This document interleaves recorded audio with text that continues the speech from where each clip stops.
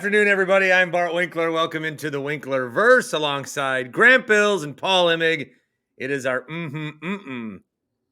weekly portion of the show, although this week it might be the only into the Winklerverse. I've been a busy man. I might still get a picks with Horvat, but I also am doing something stupid. I am always like, why am I so far behind on everything? Why don't I have any time? Why do I never get to sleep? And then my kid's going on a field trip on Friday morning, and I'm like, they'll come chaperone. Where are they going? Well, they're going to some preserve, something nature-y. I don't know. That sounds lovely. And with the foliage right now, don't down some preserve. That sounds like a blast. No. I don't know exactly. I have a sheet. I don't know exactly where they're going. Oh. Nor would you care to share. Well, I honestly don't know where they're going. But if I did, the last thing that I need is the hordes of Winklerverse fans to show up to get a glimpse of me. Hot take: Jake and Q are going to be there on a hike with their binoculars on, birdwatch. on my son's field trip. I did appreciate this. I saved this from Teacher Tom. Did you see it? Bart, I know you've banned Twitter, but maybe you didn't see it. I did tweet this week. I had one tweet this week. Bart, Teacher Tom tweets, Bart attempting to get a play date for his son with Giannis's kids equals if I tried to arrange a play date between my kids and Bart's kid. Well, that's insane. But yeah, I see Giannis's kids once a week. Mm-hmm. It's just and Giannis's kids. So. They look just like him. Mm-hmm. And yours, you. And mine, me, yeah. That tends to happen. People tend to look like they're strange how that happens. I have not spoken yet about the Packer win, and I would like to say that I'm glad they won. They beat the Texans 24-22. I am loving I saw Bukowski's tweet about what Love's on pace for, like 49 and 24 touchdowns versus interceptions. And people are getting on him for throwing interceptions.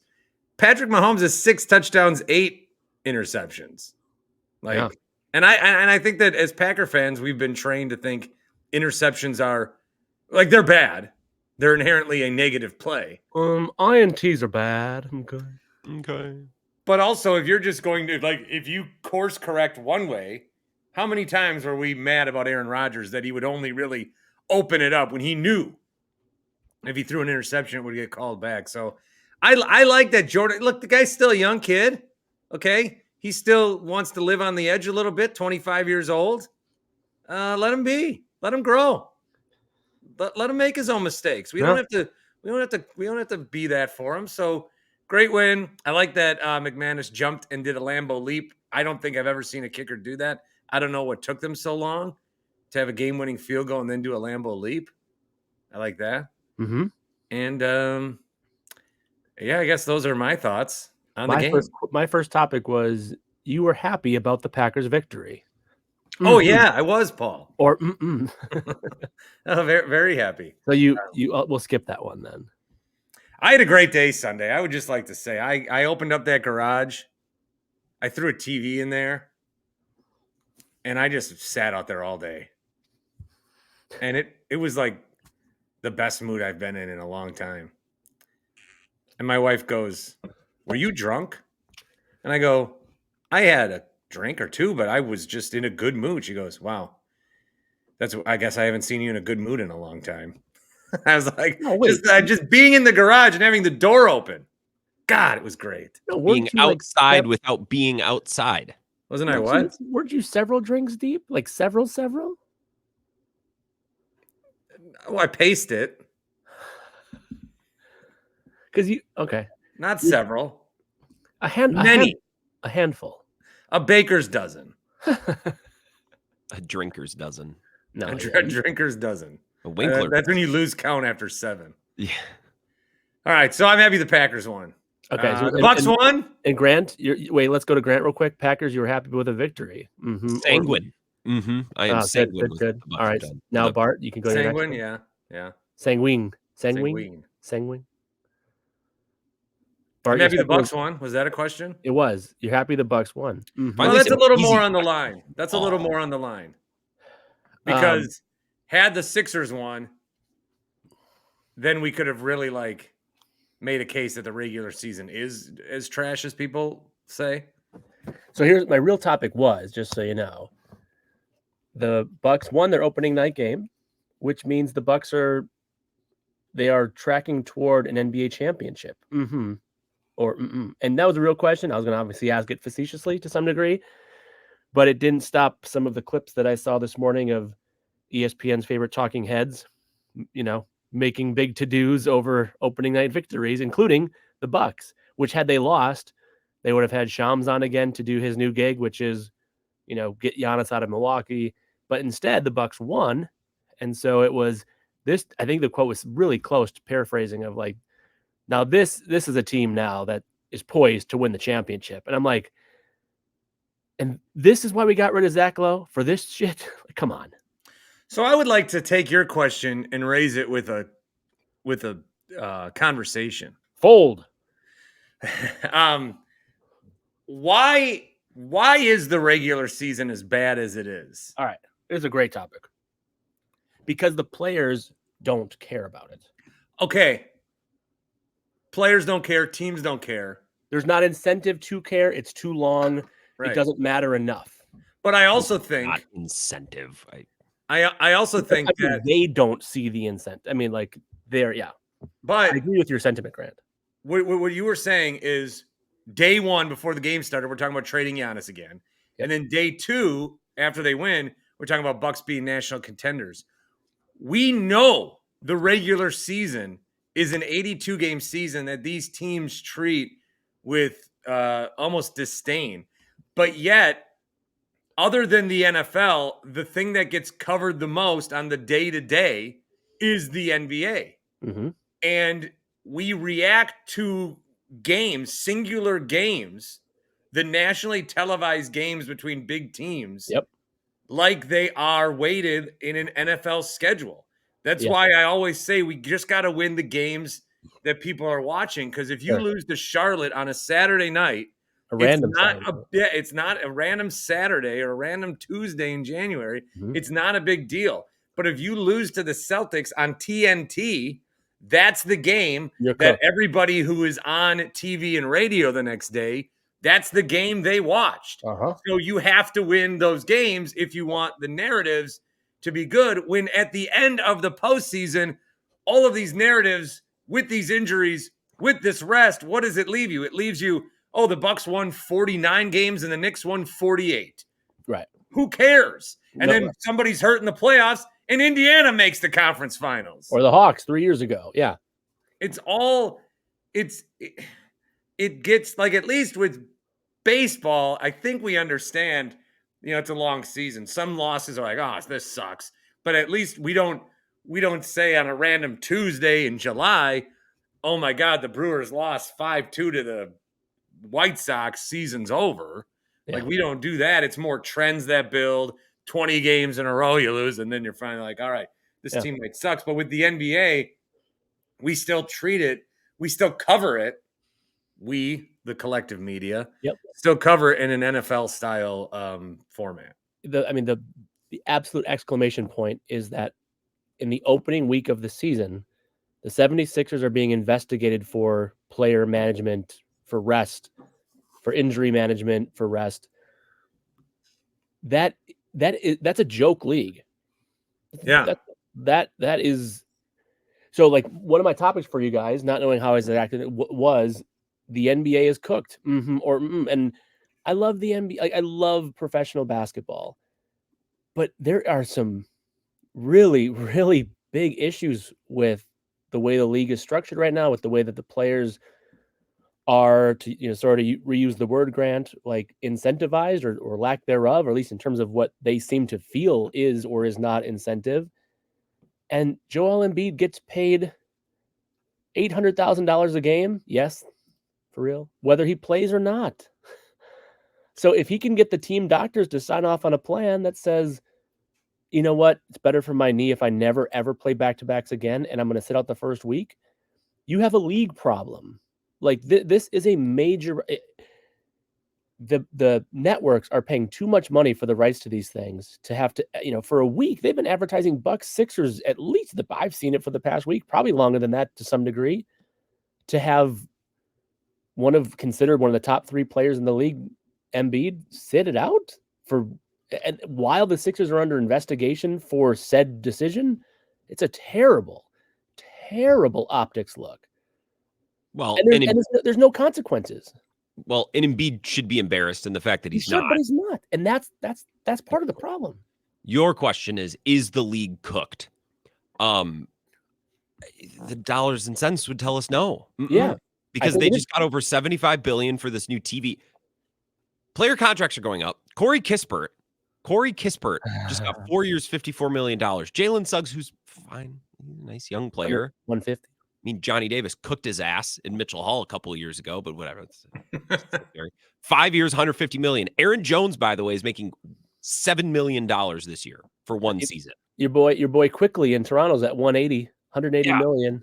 So the dollars and cents would tell us that right, this league is not cooked. I think from a fan perspective, if you want to watch the game on television and see something meaningful, it's cooked. Or if you want to buy a ticket and go to a game, it's cooked. Because if you're a Sixers fan, Paul, hey, I want to see Paul George and Joel Embiid, and I want to guarantee that I see them healthy on the court.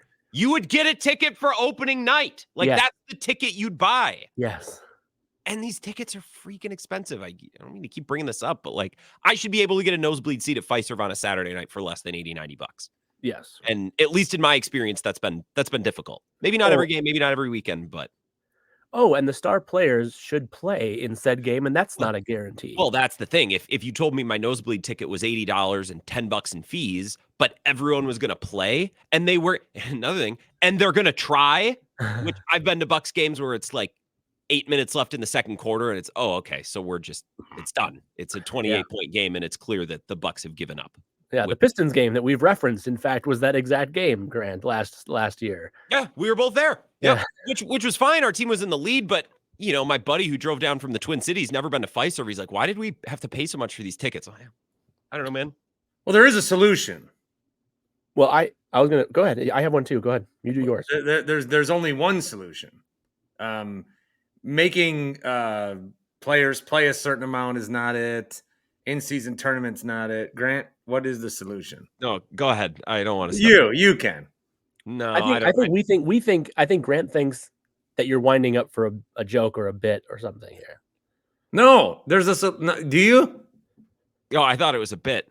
Oh no. There's a solution. Grant's get to what's the joke? Get to the punchline.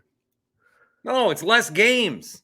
Oh, the solution is less games. So the unrealistic solution, the never going to happen solution, or less playoff spots. Something has to shrink. Neither will. Well, then it's going to be bad because the regular season starts. The regular season is back, and they got themselves in a window where there's no baseball games. And baseball, okay, whatever. But it's the playoffs, and it's been a captivating playoffs, and now we've got this epic World Series. And they've got the whole midweek to themselves, and nobody's like, oh, fuck yes. Yeah. Fuck yes. The NBA is back. Round ball's back. Everyone's like, Jesus Christ, this shit again? Yeah. Yes. But and I'll say this, I don't say this lightly, and if this wasn't opening night, I wouldn't have done it. I hate watched the first half of Celtics Knicks. I did not enjoy the basketball I watched for 15 it was a poor brand of it. They just chucking up threes. And the Celtics in particular, and this was among my list of possibilities. Were the Lakers 5 for 30 on threes too in that game? But the issue isn't making them or missing them. So again, I was going to bring this up.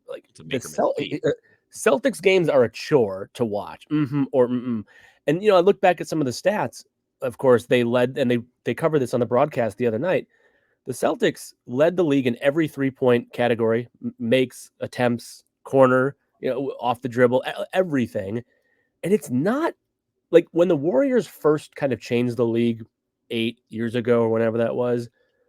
I was like the old guy, at least in terms of my thought process, was like, is this fun to watch? Like the Splash Brothers became a thing and it became a gimmick, like, so it's fun. But like long term, you just watch the Celtics take step back threes, and I don't want to watch that. So I didn't watch the second half, and obviously the score wasn't close, so it didn't really matter.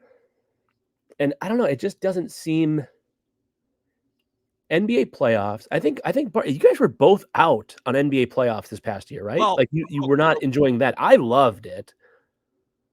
So here's the thing. The one thing about the Celtics opening night that I liked watching is it is cool to watch a team get a banner and get a ring, because it's on that night, and I know you guys are going to roll your eyes, but it's on that night where the fan base and the league gets to relive some of the greatest moments from the previous run to the NBA Finals. And, who doesn't remember where they were when Boston beat the Cleveland Cavaliers and when Jason Tatum outdueled Evan Mobley, or that classic first round series where they outdueled the Heat, who were led in scoring by Bam Adebayo, who had 23 points on 26 shots. Yeah. And sure, okay, you might be rolling your eyes, but again, the second round isn't always great. The conference finals, a classic 4-0 sweep over an Indiana Pacers team. And the Pacers, but what if I also told you they didn't have Tyrese Halliburton? That was cool.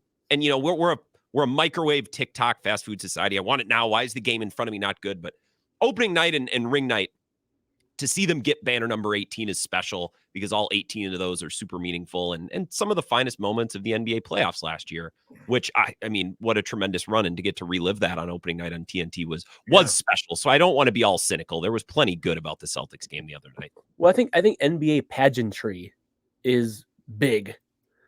Like, it's a big production. It's gotta be. And it is.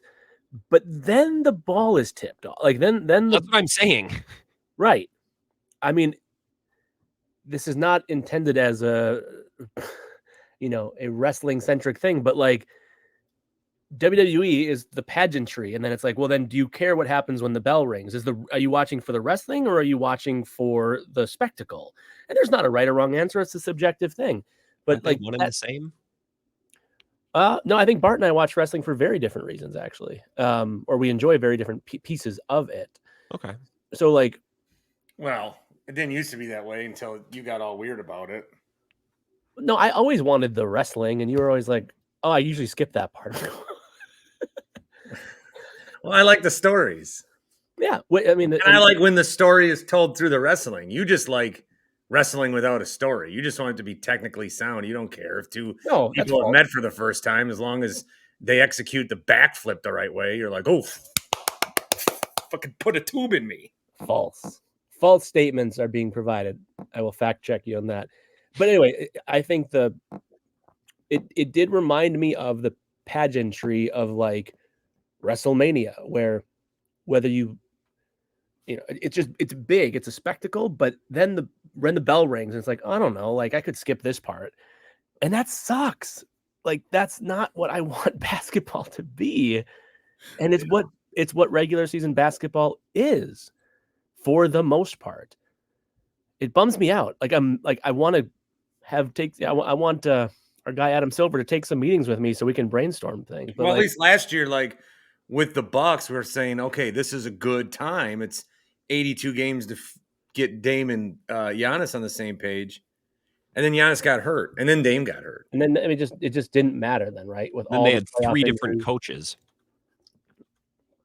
They did.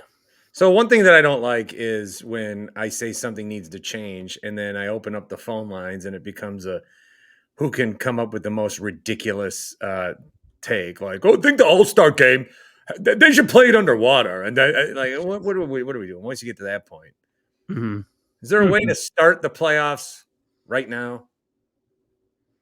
Is there a way to make like a round robin kind of thing? Or I would like it would be the IST, the in-season tournament. It's like this idea I came up with recently. You might hang a banner for it, you might not. You would do it like in November, December. You do the championship in Vegas. What do you think about it? What if what if you had 2 seasons in one season? Paul, I like that idea, but if we're going to do it, it should for some reason start like 2 weeks after the season begins before anyone's paying attention. I like it.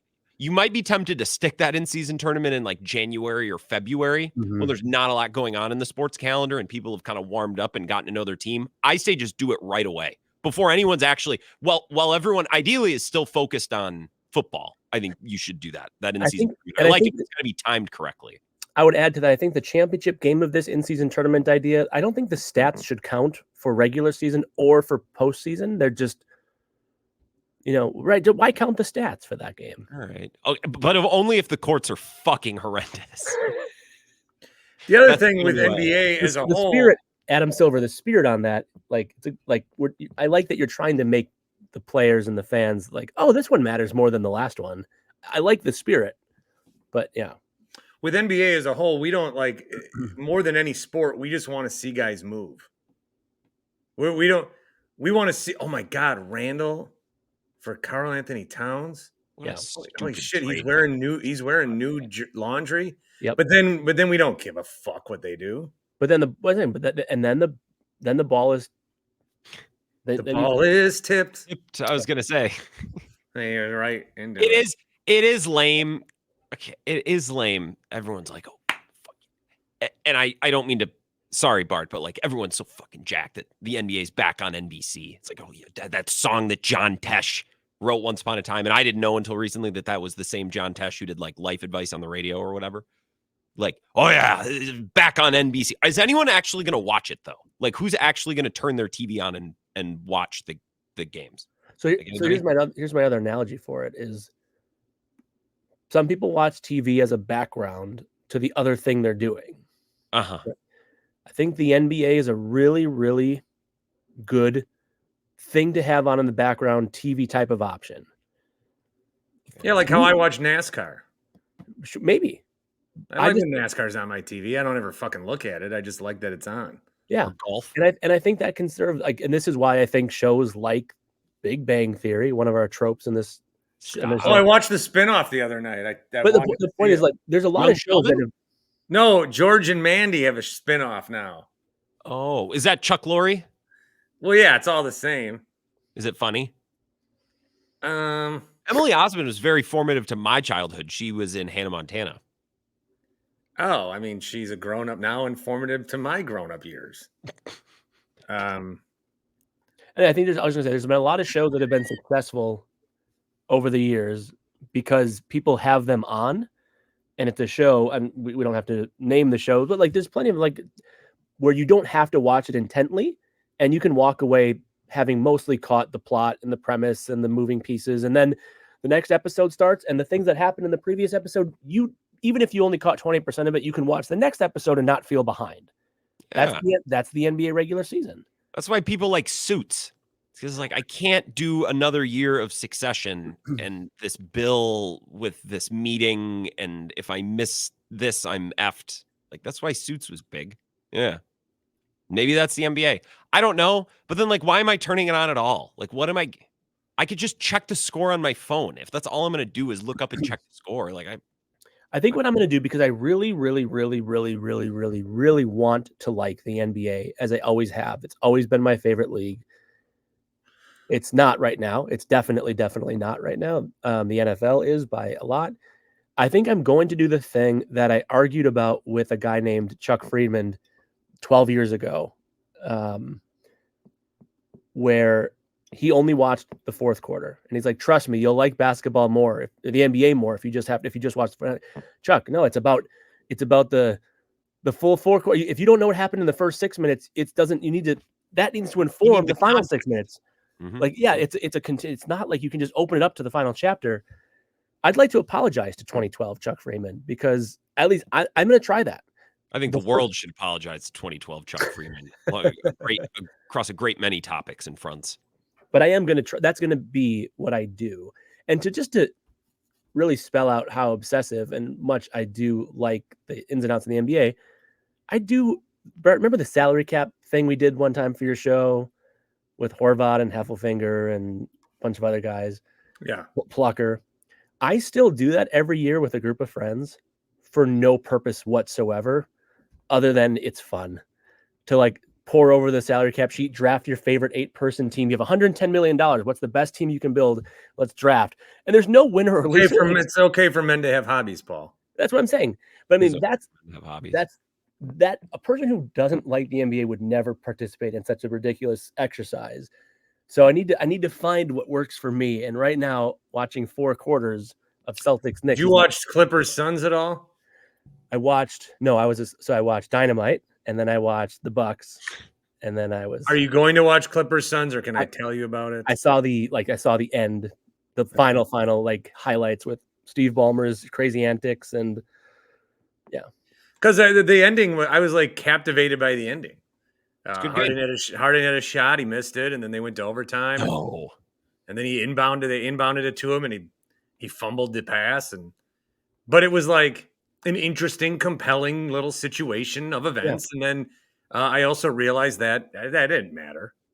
That's right, but it mattered because it was the Clippers home opener, but the Clippers being 0-1 and the Suns being 1-0 does not matter. Doesn't matter.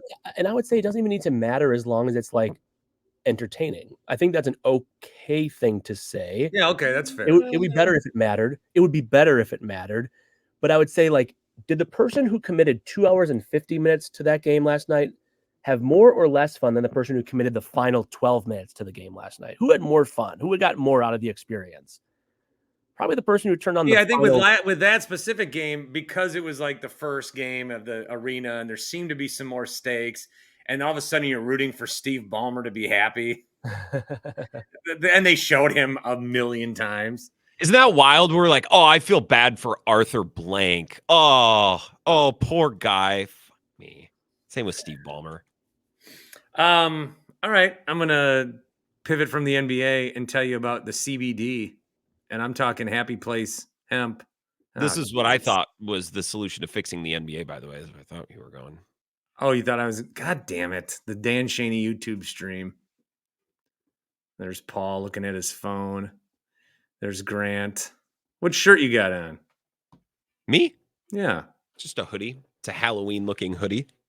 A little orange and black. Who's is that someone's business? It's somebody's... It's just a brand, clothing brand. I thought maybe you were wearing different clothes on your stream.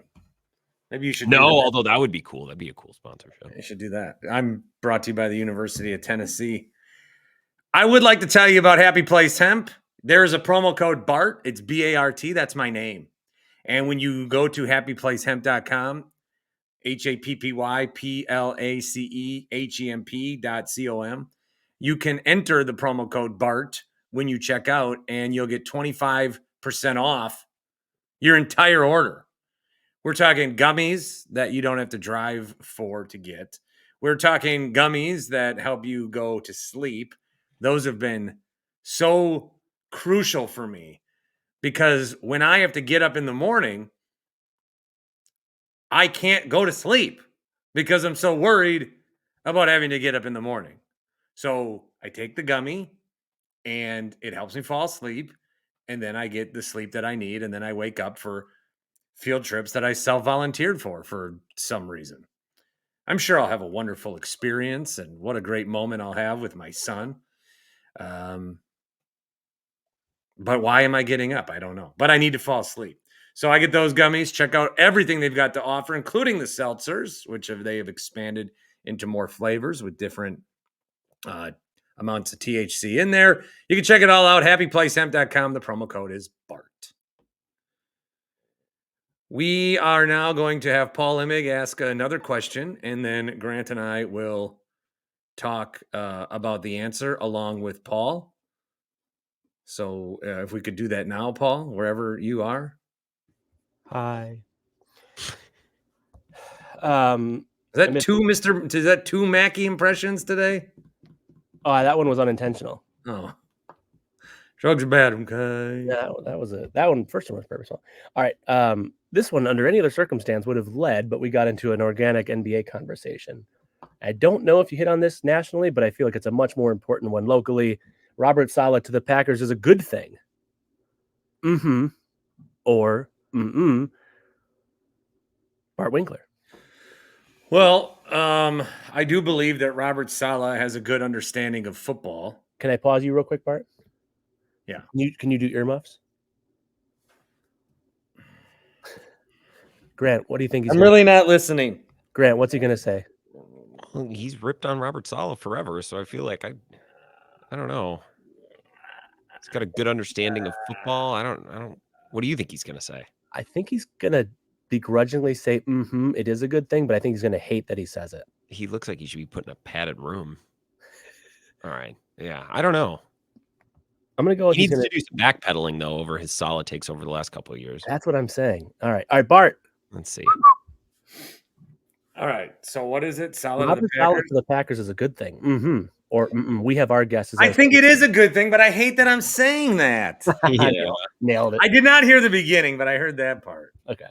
I was checked out for a little bit, and then I thought, these guys know what I'm going to say. I don't think he's a good head coach. He's a good football mind. Okay, fine. He's LeFleur's best buddy. I'm still not sure that I like him wearing Packer clothes yet. I think that's something you have to earn. You can't just be best friends with a guy before you wear the G. But I also don't care. Honestly, I don't give a fuck. I don't care. Interesting. Robert Saleh's on Robert Saleh. Matt LeFleur's buddy got fired and he wants him to help out. Okay. Listen though, hold on though. I appreciate like that you're not going to just be intentionally fiery about any old topic. I like that. I like that you don't give fake happiness or fake rage. The number one head coach who, if he had still been a head coach a week later, would have been the number one ranked head coach who you would not let babysit your kid. He was fired before he had a chance to make that list, is now on the staff wearing the G of your favorite football team of who you are an owner. And you have nothing to say? He's not a head coach. I know he's not. So then if my gripes him being the head coach. So he's a good coach. He's a bad head coach. He's a valuable contributor to have as long as he's not the head coach. Yeah, it's like some people you think are great salesmen, but you don't want them running the sales office. Okay, so that's Saleh. Michael Scott. Yeah. Somehow he did end up running not just the sales office, but the entire office. But I guess that's. And I do the thing they did the best on that show was show him being good at sales. Yes. That was the Very thing important. they did best on that show. Very important. I mean, we know they're buddies. I do want to raise the issue of nepotism, that it's fine when a coach gets fired and then he just pops up on a sideline 2 weeks later and no one gives a shit. Nepotism means friendships too. It's not just when you force feed your son into the NBA and let him miss a three. We'll argue about that in a little bit, maybe, but okay. Nepotism. What do people? It's not what you know, it's who you know. You're taught that from when you're 6, and then people get jobs because they know someone. And they're like, nepotism. Well, get better at knowing people. As a people knower, I agree. How did I get my job? How did you get your job? I got into SSP because Freeman worked somewhere where I worked, and then they needed somebody, and then I strike up a friendship with Gelb, and he's like, oh, you should host my show, and I do, and then I host other shows, and then a job opens, and then I mean, there you go. I'm not just gonna sit here in my basement and get a job because someone's scrolling along and being like, don't I like what this fucking asshole's saying? But you gotta be talented, you gotta be good, right? But you also gotta make connections. Sure, but you had an opportunity through the connection, and then you did well with the opportunity because of talent. Yes, plenty of people have gotten opportunity and then not done anything with it because they have no talent. I'm not going to name names. I am thinking of a very specific guy. I don't think that I've even ever brought up his name. What industry? Sports radio? Yes. Okay.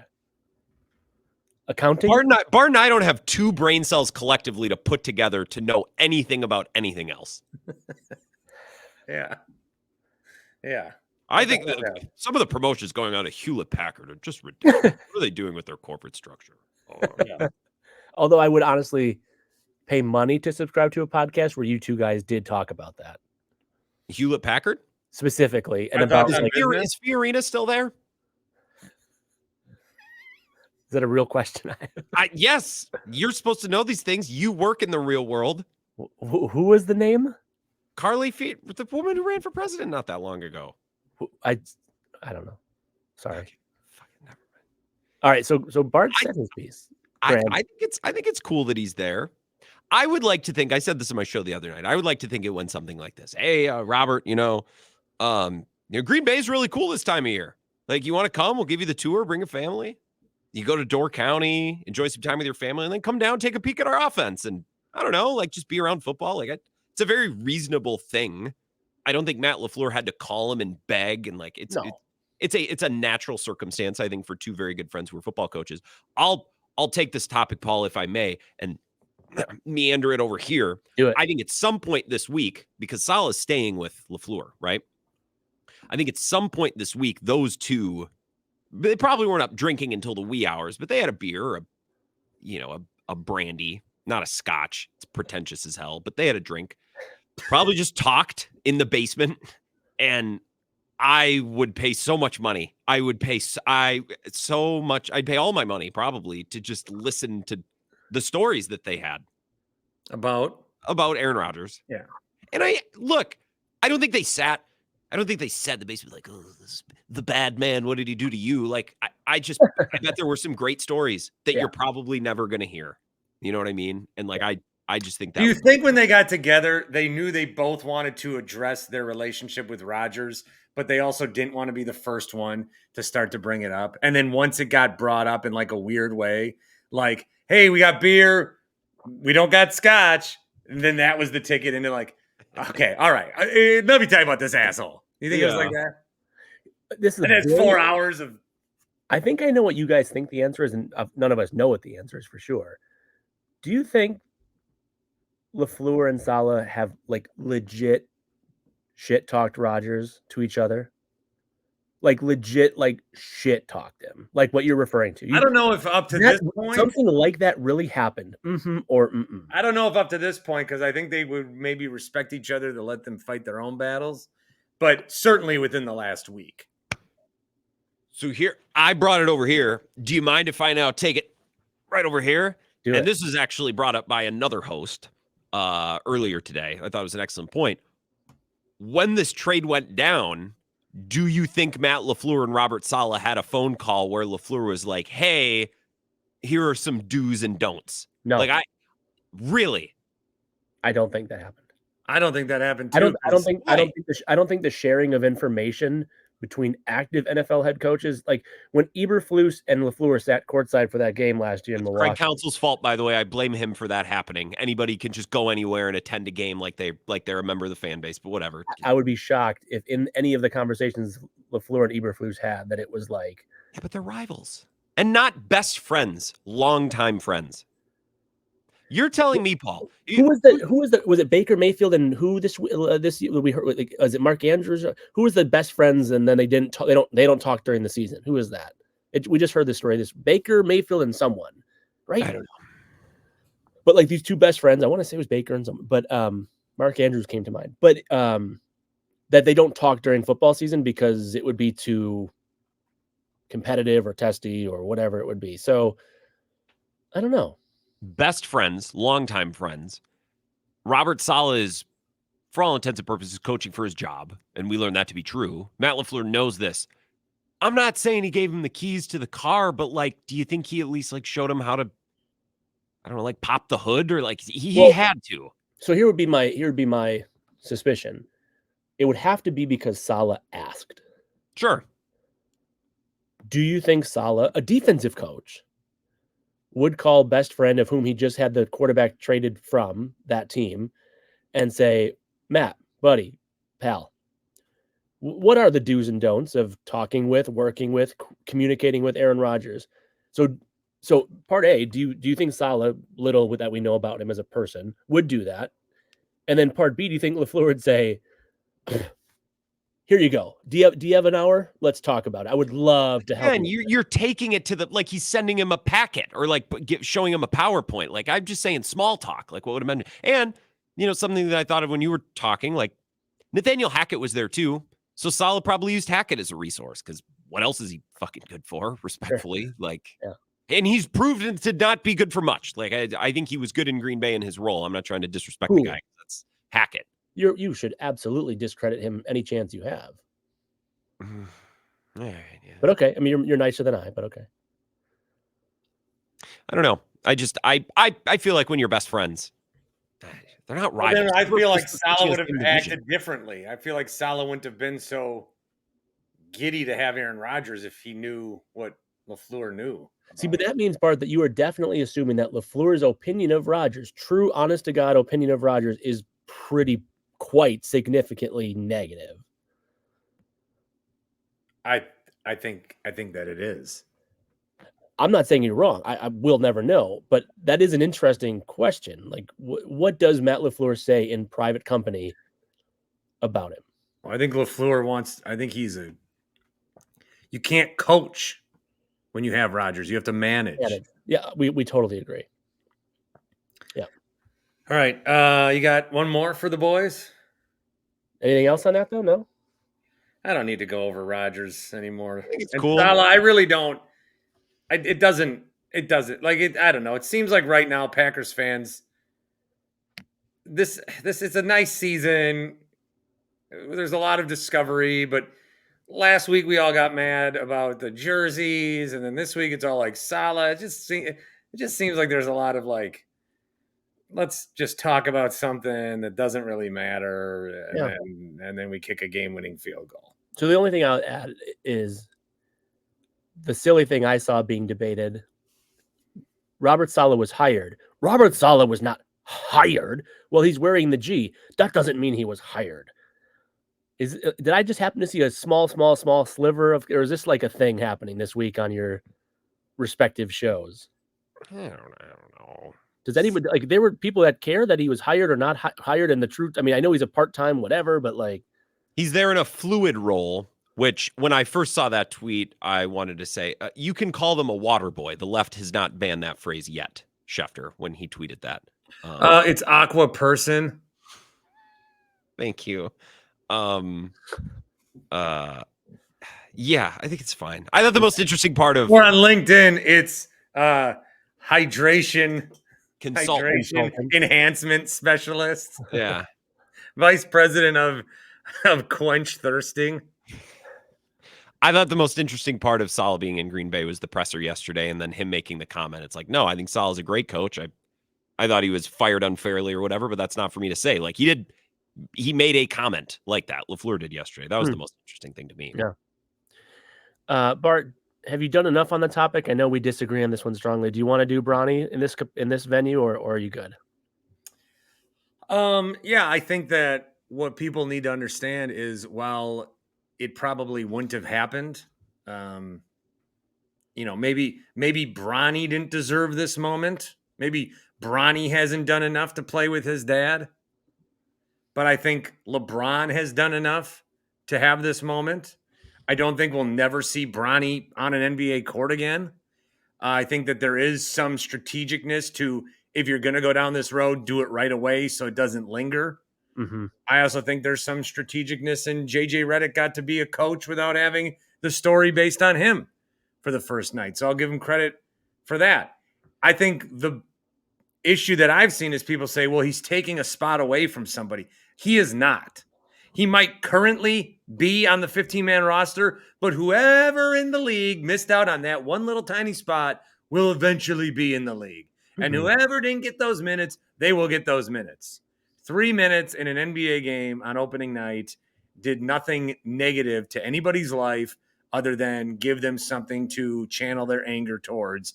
As a father who has coached with my father, I find these special bonds during a game. Because I remember we used to joke about my dad that his favorite son was currently whoever was on his team, whoever he was coaching of the 4 boys, because that's who got to spend the most time with dad.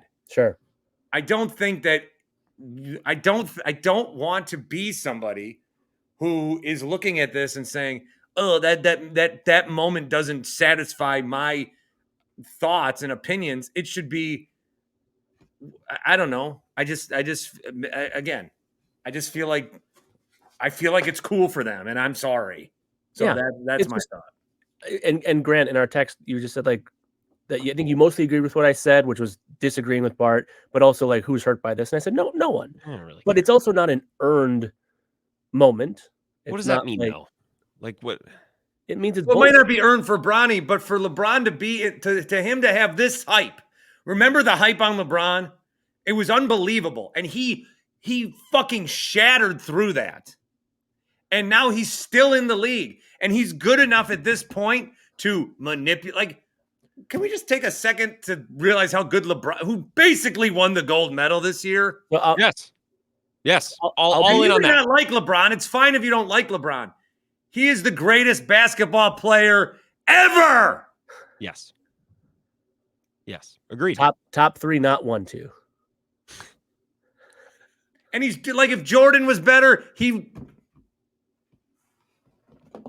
LeBron, dude, is the fucking best player ever. I'm tired of hiding from it. I need to be my true self. What you said on the national show that I heard, though, was you said, and maybe this just makes LeBron lame. Okay, fine. Maybe LeBron's lame.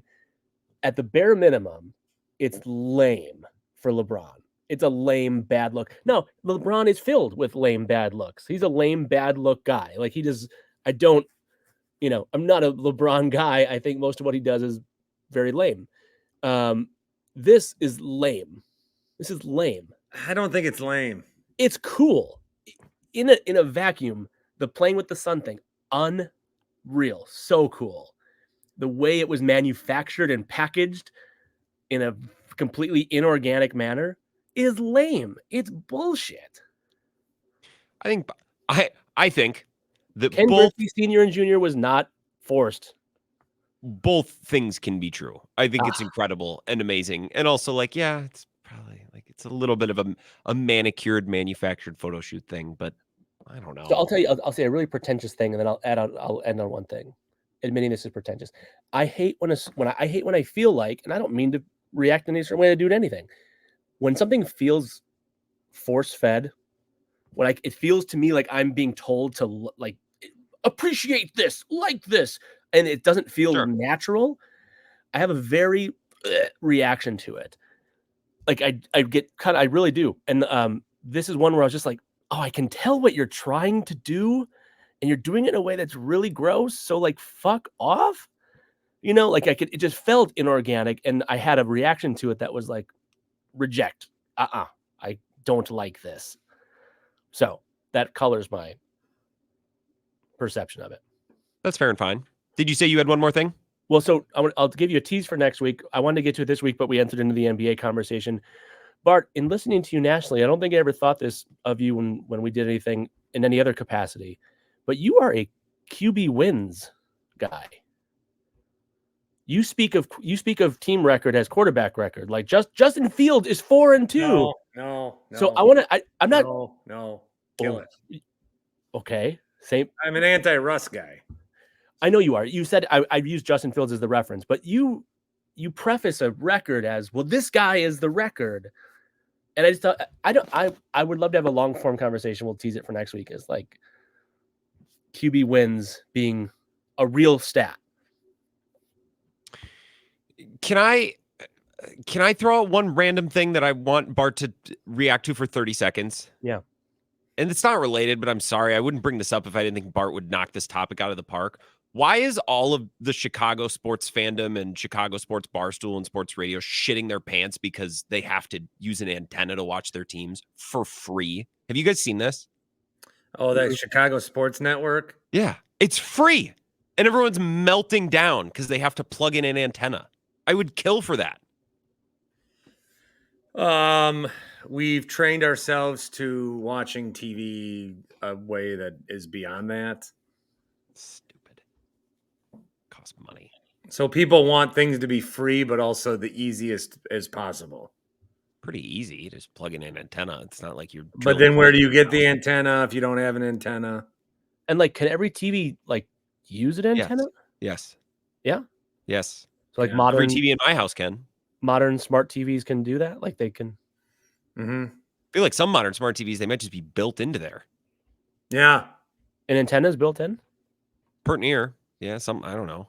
Something like that. Yeah.